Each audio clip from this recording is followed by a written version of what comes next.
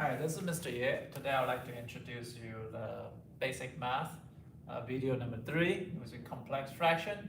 Let me rewind everything again. It's the first video we talk about multiplication and division. The second video we talk about is the addition and subtraction. Now the third video I'm going to talk about fractions actually called complex fraction. You don't see complex fraction until you get to high school, but it's very important for a student to understand is fraction can be on top of fraction, so it's called a complex fraction. In order to simplify this complex fraction, you need to do all the different operation in terms of fraction. So I put it in the basic math because it kind of review first video and second video. The third video is going to teach you how to handle complex fraction. And it's also known as the Algebra 2 topic in the past, or Algebra 1 topic in the past. So, but before we start complex fraction, we need to understand everything about math. So I always tell students about math is you have to look at math, is most important thing to look at math is pay attention to the parentheses, where the parenthesis location is, and you have to understand the parenthesis is probably the most important thing because parenthesis told you which thing to do it first. So I always tell students parenthesis just as important like period and comma when you're writing essays. So you have to pay attention to that. In this case, there was 2 parentheses here that normally people don't see. Usually there's a fraction, there's a numerator, and there's a denominator. But in terms of this, there was actually a numerator and denominator within the numerator and denominator. So I want you to pay attention to the numerator in this case. The numerator of whole fraction is actually the top. So you should have a parenthesis right here, which is cover from here to here and cover from here to here. Now by looking at that parenthesis now, everything's gonna be much better because you know the parenthesis, we had to do operation inside the parenthesis first. If we can simplify inside the parenthesis, we'll do that first. So I'm simplifying this too, which is just imagine I don't see the bottom. And then I'm gonna do the same thing, imagine I don't see the top. And then I'm gonna get a 2 simple improper fraction for within the complex fractions. Now, here is what I'm gonna do is to do that operation. Here we're gonna review about how to adding and subtracting. So remember, we talked about adding and subtracting. We also talk about convert an improper fraction, a mixed number to improper fraction. So I'm gonna go ahead and do that. That's equal to, and that's equal to 5. This one's 15, so 17. So 5 times 3 is plus 2 is 17. Minus 3 over 2. This is already in terms of functions for a fraction that we can adding and subtract. Now I'm going to do the bottom, and that's going to give you 10, and that's going to give you 13. 10 times 1 is 10, 10 plus 3 is 13. Minus 4, 4 times 5 is 20, 20 plus 1 is 21.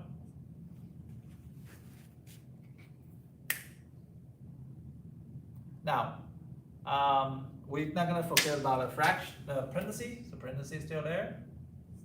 I'm going to write it a little bit bigger because I need room for combine the least common denominator. In this case, if I look at the bottom, I'll look at the top and cover the bottom, then I know I need the same denominator for me to subtracting them. So I need to make sure I know what the least common denominator between 3 and 5. In this case, just multiply 2 numbers together because 3 and 5 are both a prime number. So therefore, least common denominator is going to be both numbers multiplied together. So we know the common denominator here is going to be 15. So I'm going to write it down as equal to 15. And least common denominator on the bottom is going to be something else, but we're going to say the top, take it to the top first. So I multiply this by Well, I'm gonna multiply this by 3 over 3. And I'm gonna multiply this by 5 over 5. Because 3 times 5 is 15, and 3 times 17 is gonna be 51. But at this time, I'm not multiplying just the top part by 3, I'm multiplying top and bottom. This is known as a 1, so you're not changing the DNA of 17 over 5. Remember, DNA is the identity of 17 over 5, you're not changing itself. So you just change the way it looks, so you can adding and subtracting. Especially bottom has to be the same. So on the bottom, it's gonna give you A equal to 15. And this one is going to be 51 minus 10 over 15. And I'm still going to put a parenthesis over there. So, and then on the bottom, I need a common denominator between 10 and 4. In this case, it's going to be not 40 actually. You probably think about 4 and 10 multiplied together, it's 40. But for me, I'm going to look at an even smaller number. So it's any number can be divisible by 4 and 10 at the same time, but it's smaller than 40. So LCD in this case is probably 20. So what we can do is multiply this by 2 over 2, and I multiply this by 5 over 5. So then I'm gonna get, on the bottom, I'm gonna get a number that's gonna be 20 on the bottom. On the top, it's going to be 26 minus about 105 over 20. Since they are the same denominator, there's a parenthesis. I can keep the bottom the same, which is 15. I can subtract 51 and 10. So 51 and 10 all over 20 over 26 minus 105. That I'm going to simplify down to 41 over 15 over 20 to the 79. So now I'm going to have a parenthesis again because we know this is a numerator and this is denominator. Okay, so we're going to go back to the basic math again. So basic math, let's say 5 divided by 3. We can write as internal fraction, which is 5 over 3. We also can do 3 over 2 divided by 4 over 5. That means 3 over 2 divided by 4 over 5. Now, from what we learned in elementary school, we always learn to the forward. And I kind of talk about, like, I'm a chemistry major, so I also talk about this is a forward reaction, and there was a backward reaction to internal chemistry. So you can actually go back to the state from here to here, because sometimes it's better to go back rather than forward. Math is always going to go forward or backwards, and it's very important that you understand you can go backward as well. Imagine you driving the car without going backwards, and then you cannot get out of your garage because you only know how to drive your car forward. So this is a situation that you need to learn how to drive backwards. If I drive it backward, I'm going to get 41 over 15. I'm going to divide it by 79 over 20.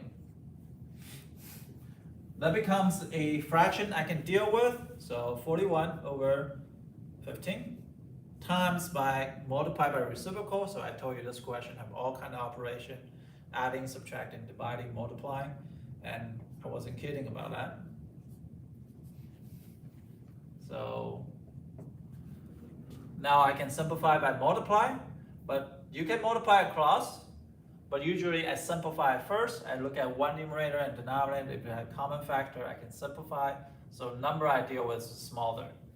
So I look at 41 and 15, nothing I can simplify. 41 is prime number. 79 is probably a prime number as well. So that's probably not something I can do. So I cannot do it this way, I cannot do it this way. I'm gonna look at diagonal. 41 and 79, nothing. But 15 and 20, that's good. So I'm gonna divide it by 3. I'm gonna divide by 5, that's gonna give me 3. Divide by 5, it's gonna give me 4. So that here is gonna be 164 over 210, 237. The only thing I probably make mistake is this part is because I forgot the negative signs here. And I'm gonna go back to fill up this minus sign. So don't make mistake like me, is that negative sign, 26 minus 105 is minus 79. So I can go back and fix that, and my answer is gonna be this. Okay, so don't make mistake about negative sign. Again, 26 minus 105 is gonna be negative 79. So sometimes you make mistake, you gotta catch yourself, you say, oh, maybe there's something wrong. So you go back and review everything again. So I found out that I just happened to see it a little bit later, but the answer is negative 164 over 237. Okay. Sorry, that make a boo there. Love you all for complex fraction because this is important. Because later on you might have to deal with something like this when you go into trigonometry and all of that. Some simple 4th grade math, but can be so complex. That'll be all for today for complex fraction. Thank you for watching. Subscribe if you can.